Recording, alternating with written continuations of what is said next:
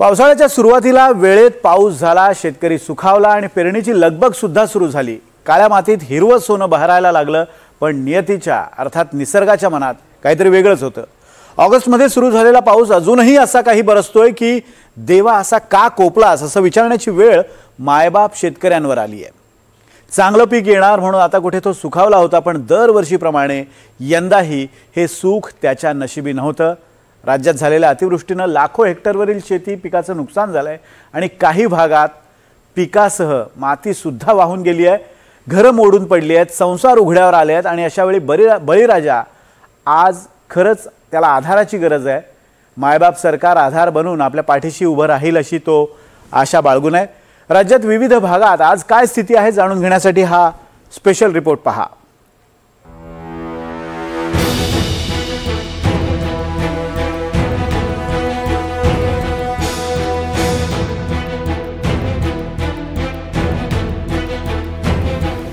दुष्काळी भागालाही आता पाऊस नकोसा झालाय। नेहमी तहानेनं व्याकुळ असलेला मराठवाडा, डोक्यावर हंडे आणि घागरी घेऊन मैलोन मैल पायपीट करावी लागणारी परिस्थिती।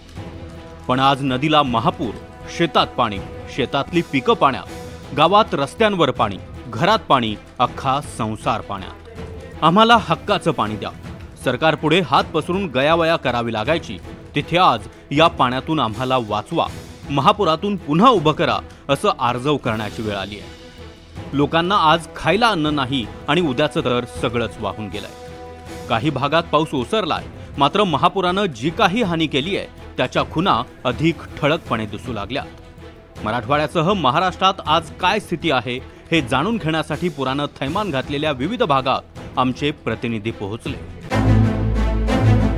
जायकवाडी धरणातून 2 लाख क्युसेक वेगानं पाण्याचा विसर्ग सुरू आहे। रात्री हा विसर्ग 2,92,000 क्युसेकनं करण्यात आला।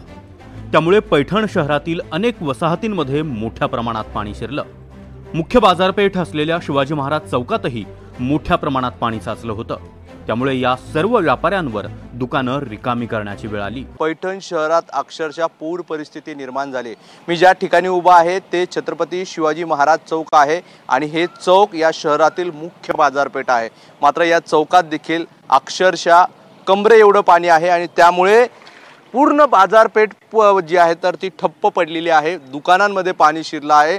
चौक जे आहे त्या चौकात देखील आपण बघतोय की पाणी तुंबल्याचं आपल्याला पाहायला मिळतं। त्यामुळे एकंदरीत पूर परिस्थिती आपल्याला पाहायला मिळते आणि अशा पूर परिस्थितीत देखील असे तरुण अति धाडस करताना देखील आपल्याला पाहायला मिळत आहेत। आपण बघितलं तर एवढ्या मोठ्या पाण्यात ही अशा पद्धतीने दुचाकी घालून धाडस केलं जात आहे।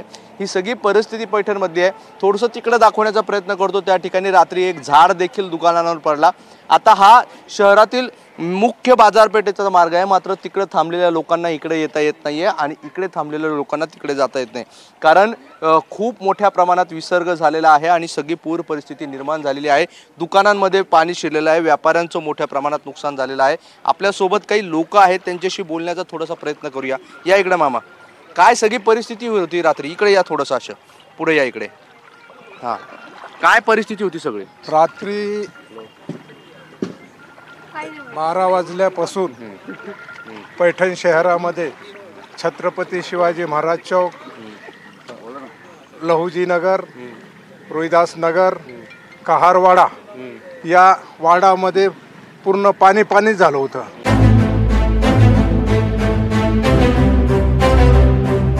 पैठणमध्ये गोदावरीला पूर आल्यानं अनेक गावांचाही संपर्क तुटला।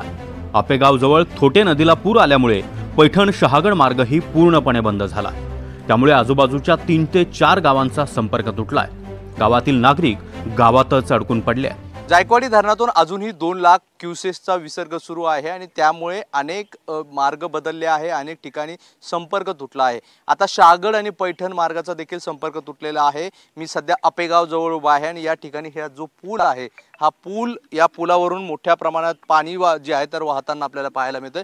त्यामुळे पैठण आणि शहागड हा दोन्ही मार्ग तुटलेला आहे। या परिसरातील 4 गावांचा देखील पूर्णपणे संपर्क तुटलेला आहे। या नदीला पूर आलेला आहे आणि त्यामुळे कालपासून या ठिकाणी या नदीवरून कोणताही प्रवास करता येत नाहीये। काही लोक आपल्या सोबत आहेत, काय परिस्थिती आहे इथं सध्या आणि हे कोणत्या कोणत्या गावाला इथून सगळा रस्ता जातो?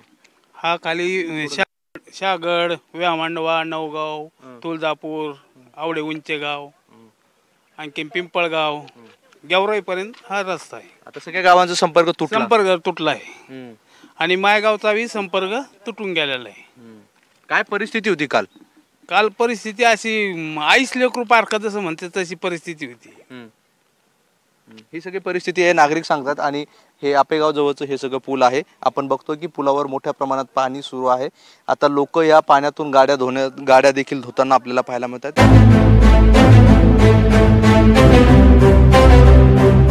नाशिकमध्येही धरण क्षेत्रात झालेल्या मुसळधार पावसानं गोदावरी नदीला पुन्हा एकदा पूर आलाय. रामकुंड परिसरात गोदावरीनं धोक्याची पातळी ओलांडली आहे. दुतोंड्या मारुती पूर्णपणे पाण्यात बुडाला होता. प्रशासनाकडून नदीकाठच्या गावांना सतर्कतेचा इशारा दिलाय. दरम्यान मुसळधार पाऊस आणि गोदावरीला आलेल्या पुरामुळे शेतीचंही प्रचंड नुकसान झालंय. शनिवारी सायंकाळपासून नाशिकमध्ये पावसाची संततधारी सुरू होती. संपूर्ण जिल्ह्यालाच करता पावसाने झोडपून काढलं होतं. मात्र रविवारी रात्रीपासून पावसाने विश्रांतीही घेतलेली आहे आणि अखेर गोदावरी नदीला आलेला पूर देखील ओसरत चालल्याचं चित्र आहे. आपण समोर बघितलं तर रामकुंड परिसरामध्ये पाण्याच्या पातळीमध्ये घट ही झालेली आहे. पूरमापक म्हणून दुतोंड्या मारुती हा काल पूर्णपणे बुडाला होता. मात्र आज त्याच्या छातीपर्यंत पाणी हे आलेलं आहे. तर दुसरीकडे देखील अनेक मंदिरं असतील, छोटे पूल असतील, हे पाण्याखाली गेलेले आहेत. रामकुंड परिसराला देखील पाण्याने वेढा घातलेला आहे आणि एकंदरीतच या रामकुंडाला पाण्याने वेढा घातल्यामुळे जे भाविक असतील, नागरिक असतील, इथे श्राद्ध विधी असेल, पिंडदान करण्यासाठी येत आहेत. त्यांचे हाल होताना दिसून येत आहेत. बाहेर रस्त्यावरती बसून त्यांना पिंडदान करावं लागते असं देखील चित्र आज दिसून येत आहेत. गंगापूर धरणातून एकीकडे जो विसर्ग आहे तो अजूनही 10,000हून अधिक क्युसेकने सोडला जातोय.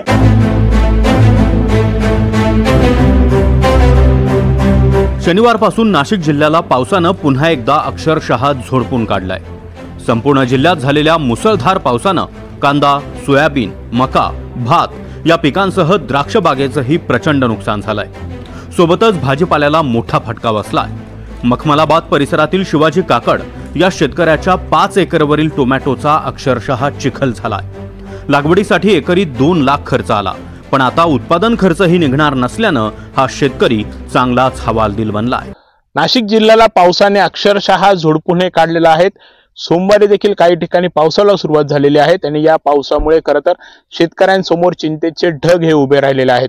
कारण म्हणजे नाशिक जिल्ह्याचा विचार केला तर जिल्ह्यातील सर्वदूर जवळपास सर्वच तालुक्यांमध्ये पाऊस झालेला आहे. या पावसामुळे द्राक्ष, कांदा, सोयाबीन, मका, टोमॅटो, भाजीपाला सर्वांचं मोठं नुकसान हे झालेलं आहे. शेतकऱ्यांना करता याचा मोठं फटका बसलेला आहे. आर्थिक नुकसान हे सहन करावं लागतंय. मी सध्या मखमलाबाद गावात आहेत. इथे शिवाजी काकड यांची ही टोमॅटोची बाग आहेत आणि आता आपण बघितलं तर या टोमॅटो पिकाला खरं तर कसा फटका बसलाय हे आपण समोर दृश्य बघत आहोत. या बागेमध्ये शेतामध्ये पाणीच पाणी हे साचलेलं आहे. चिखल जो आहे तो सगळीकडे नजरेस पडतोय आणि आता हे जे टोमॅटोचं पीक आहे हे खरं तर रात्रंदिवस मेहनत घेत शेतकऱ्यांनी हा टोमॅटो घेतलेला आहे. मात्र त्याला किती भाव मिळेल असे अनेक प्रश्न त्यांच्या समोर आहेत. शिवाजी काकड आहेत. दादा, कसा फटका बसलाय टोमॅटो? फटका खूप मोठ्या प्रमाणात बसलेला आहे. प्रचंड पाऊस आणि याच्या अगोदरही खूप पाऊस झालेला असल्यामुळे ग्राफ्टिंगचे रोप असतानाही हा इतका प्रचंड फटका 90% हा प्लॉट पूर्ण डॅमेज झालेला आहे.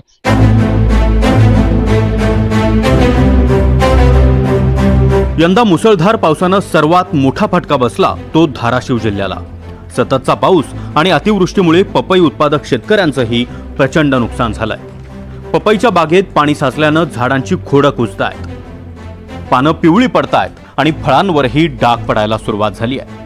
वाकडी गावातील एकट्या कोल्हे कुटुंबाचं 30 ते 35 लाख रुपयांचं नुकसान झालंय. आपण कोल्हे यांच्या शेतामध्ये आहोत. या ठिकाणचं ही जी पपईची बाग आपण पाहताय ती या पावसामुळे अक्षरशः पिवळी पडताना पाहायला मिळते.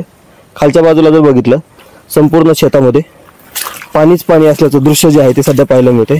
आणि पाणी असल्यामुळं या पपईची जी खोड आहेत ती आता अक्षरशः कुजून चाललीत.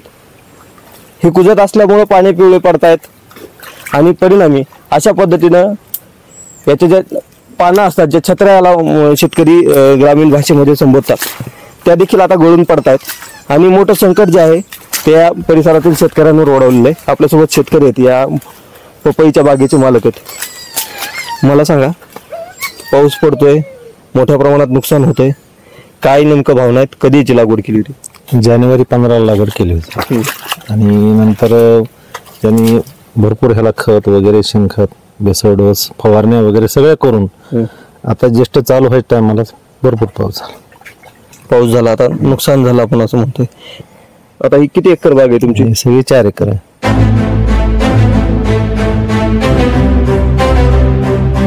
तिकडे अहिल्यानगर जिल्ह्यात ढगफुटी सदृश्य पावसामुळे शेतीचं अतोनात नुकसान झालंय. गेल्या 15 दिवसात नगर जिल्ह्यातील शेवगाव पाथर्डी, कर्जत, जामखेड या भागात मुसळधार पाऊस बरसतोय. जिल्ह्यातील अनेक नदी नाल्यांना पूर आलाय. शेतातही 2 ते 3 फुटांपर्यंत पाणी साचलंय. त्यामुळे हातातोंडाशी आलेला घास हिरावला गेलाय आणि शेतकरी पुरता हतबल झालाय. कांदा माझा 2 हेक्टर आहे आणि 8 ते 10 दिवसापासून सलग पाऊस येत आहे आणि आमच्या शेताच्या वरून एक पाझर तलाव आहे आणि वरती डोंगर आहे. त्यामुळं पाझर तलावाला भरपूर पाणी येऊन आमच्या गावामध्ये पाणी शिरलं. बरेचसे कुटुंब बेघर झाले आणि आमच्या शेतीची पण भरपूर नासाडी झालेली आहे आणि फळबाग आहे, कांदा आहे, कपाशी आहे, तुरीसारखे पीक आहे. आमच्या करंजी गावाचे संपूर्ण पीक एकदम नादुरुस्त झालेले आहेत. ते कधी काही कामच येणार नाहीत अशी ती पिकं झालेली आहेत. अशा वेळेस शेतकऱ्यांनी काय करायचं आणि कोणाकडे काय मागणी करायची असा प्रश्न निर्माण झाला आहे. तरी सरकारने गांभीर्याने घेऊन काही ना काहीतरी शेतकऱ्यांना ताबडतोब काहीतरी मदत करावी अशी सर्व शेतकऱ्याच्या वतीने किंवा मी माझ्या वैयक्तिक वतीनं मागणी करतो.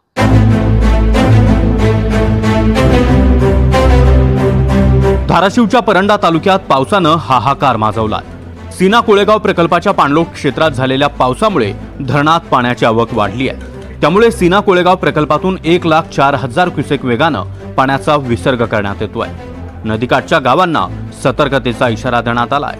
तर परंडा तालुक्यातील 3,800 नागरिकांना सुरक्षित ठिकाणी स्थलांतरित करण्यात आलंय. सीना नदीच्या पाण्यामुळे सोलापूर जिल्ह्यातील अनेक गावं आज पाण्याखाली आहेत.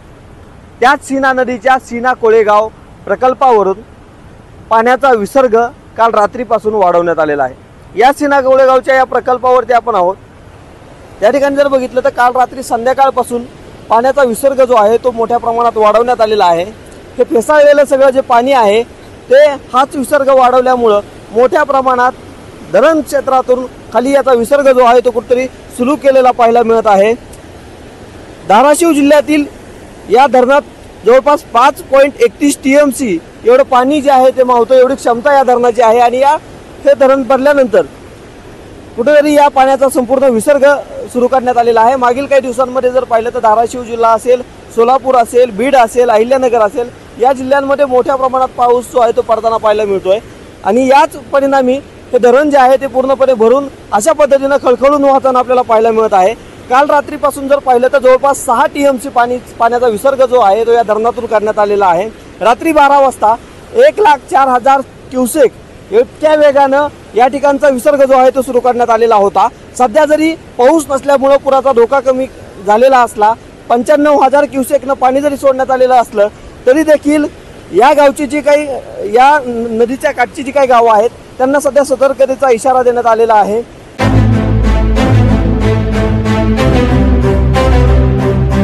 परभणी जिल्ह्यात पावसानं आता काहीशी उसंत घेतली आहे. मात्र जिल्ह्यातील अनेक भागात पूरस्थिती कायम आहे. जिल्ह्यात सर्वच मंडळांमध्ये अतिवृष्टी झाली आहे. शेतीचं कधीही न भरून येणारं नुकसान झालंय. दुसरीकडे बटईनं शेती करणारा शेतकरी आणि शेतीवर अवलंबून असणारा मजूर आता करायचं काय आणि खायचं काय असा प्रश्न विचारतोय. परभणी जिल्ह्यासह मराठवाड्यात पावसाने हाहाकार माजवला आहे आणि त्याचमुळे शेतकरी हवालदिल झाला आहे. आज कुठेतरी पावसाने उघडीप घेतली आहे तर त्यामुळे हे जे शेत बघू शकतो आपण, हे शेत पूर्णपणे करपलेलं आहे. ही शेंग लागलेली आहे, ती शेंग अक्षरशः पूर्ण जळालेली दिसून येत आहे. ही काहीच कामी येऊ शकत नाही. तर शेतकरी आता काय करायचं? हा जो हंगाम होता हा पैसे कमवून देणारा हंगाम होता, परंतु हा सगळं शेत सध्या सडून गेलेलं आहे पाण्याने. तर शेतकऱ्यांनी करायचं काय? आता ते असेच एक शेतकरी आपल्यासोबत आहेत, त्यांच्या शेतात आपण आलेलो आहोत. मामा, हे काय लावलं होतं आणि किती प्रमाणात नुकसान आहे? हे 30% सुद्धा शेतामध्ये उत्पन्न नाही. मी खरोखर तर नका शेत केलेलं आहे मामलाचं, कुलकर्णी साहेबाचं. त्याच्यामध्ये मला ते द्यायला सुद्धा परवडून झाले आणि करायला परवडून झाले. येऊ वाटून झाले शेतामध्ये. तिथं निब्बर जागावर सरी आम्ही आलो. जाऊ वाटून झालं शेतामध्ये, करावं वाटून झालं, शेतात काम करावं वाटून झालंय. घरच्या माणसाला सांगा वाटलं की येऊ नका तुम्ही शेतामध्ये.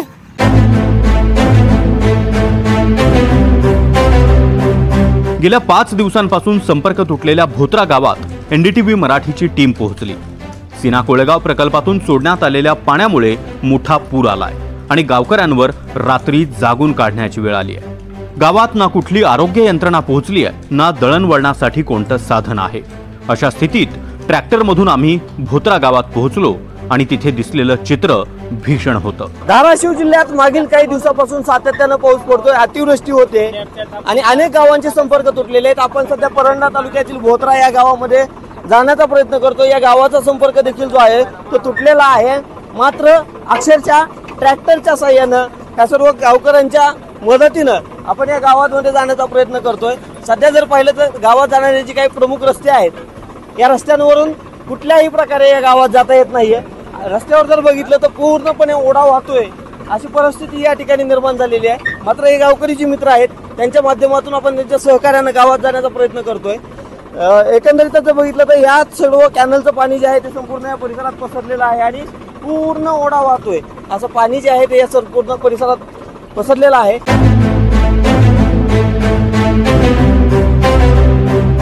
बीड जिल्ह्यात झालेल्या मुसळधार पावसानं शेतीचं तर नुकसान झालंच, सोबतच घरांच्या भिंती पडल्यात. त्यामुळे अनेक संसार उघड्यावर आलेत. अशीच अवस्था केज तालुक्यातल्या राजगावातील मेटे कुटुंबाची झाली आहे. घराची भिंत पडल्यानं 3 भावांचं कुटुंब रस्त्यावर आलंय.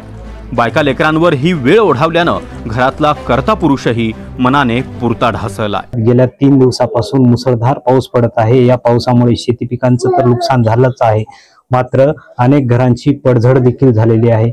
मी सध्या मेटे कुटुंबियांच्या घरी आहे. आपण बघू शकतात हे घर जे आहे हे चिखल मातीचं घर आहे आणि हे घर कुठेतरी संपूर्ण भिंत जे आहे ती कोसळल्याने बघायला मिळत आहे. घर जे आहे ते पूर्णपणे पडलं आहे. यांचा संसार जो आहे ते उघड्यावरती आलेला आहे. ही जी भिंत आहे ही चिखल मातीची भिंत होती. संपूर्ण भिंत जी आहे ती कोसळलेली आहे आणि घरावरची जी पत्र देखील आहेत ही पत्र गळत आहेत. घरातल्या ज्या भिंतीला पाणी लागल्याचं बघायला मिळत आहे. तर दुसरीकडे हे जे कुटुंब आहे हे कुटुंब उघड्यावर आलं आहे. हे कुटुंब हताश होऊन या घरामध्ये बसल्याचं बघायला मिळत आहे. मी त्यांच्याशी बातचीत करण्याचा प्रयत्न करतोय. काय सांगाल ताई? काय सगळे घर आमचं पडले, काही खायला नाही, रानात पाणी कोटा हे सगळं पडलेलं आहे. आमची राहण्याची कुठं सोय नाही, काही नाही. सगळ्या भिंती हे पडल्यात, पत्रे पडलेत.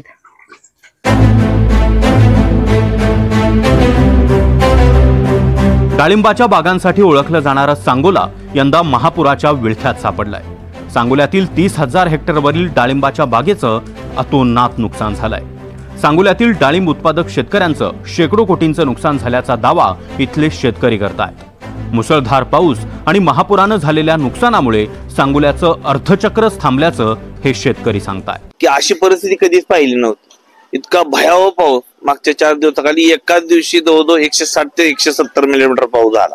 त्यामुळे सांगोला तालुक्यात माझ्या माहितीप्रमाणे 1,32,000 हेक्टर क्षेत्र आहे.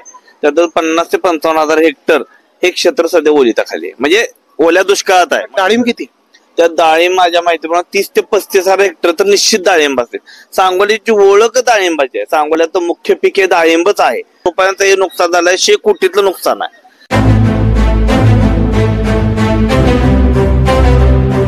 हिंगोली जिल्ह्यात झालेल्या अतिवृष्टीनं खरीपाची पिकं तर गेलीच, सोबतच पेरूच्या बागांचंही प्रचंड नुकसान झालंय. सेनगाव तालुक्यातील सपाट गावात पेरूच्या मोठ्या बागा आहेत. सततच्या पावसानं पेरूच्या फळांची मोठी गळती सुरू झाली आहे. त्यामुळे शेतकऱ्यांचं लाखो रुपयांचं नुकसान झालंय. आता दिवाळी गोड कशी होणार असा प्रश्न या शेतकऱ्यांपुढे आहे. हिंगोली जिल्ह्यात झालेल्या अतिवृष्टीमुळे शेतकऱ्यांच्या सोयाबीन त्याचबरोबर कपाशी पिकाचं मोठं नुकसान झालेलं आहे.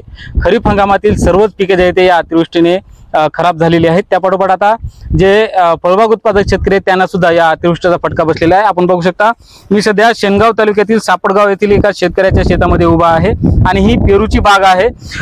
अतिवृष्टीने जे आहे ते संपूर्ण या फळबागेमध्ये पाणी साचलं होतं. मोठ्या प्रमाणात या भागामध्ये पाणी झाला होता. त्यामुळे या झाडाचे जे आहे ते फळगळ होत असले दिसून येत आहे. आपण बघू शकता माझ्या हातामध्ये हे पेरूची फळं आहेत आणि हे संपूर्ण फळं जे आहे ते याची गळ झालेली आहे आपण जर बघायला गेलं तरी संपूर्ण बाग जे आहे ते या बागेवर रोगराई पसरलेली आहे, त्यामुळे संपूर्ण बागेचं या शेतकऱ्याचं मोठं नुकसान झालेलं आहे। आपल्यासोबत शेतकरी आहेत। दादा, तुमचं नाव काय आहे, कुठले आहेत तुम्ही? केशव नारायणराव आवचा, राहणार सापडगाव। इथे रहिवासी असून पूर्ण जांबाचं नुकसान झालेलं आहे, गळ झालेली आहे। किती एकरवर बाग आहे? तरी ही 1 एकरामध्ये बाग आहे, त्याचं पूर्ण नुकसान झाले आहे पाण्याने, अतिवृष्टीमुळे। तरी याची दखल सरकारने घ्यावी।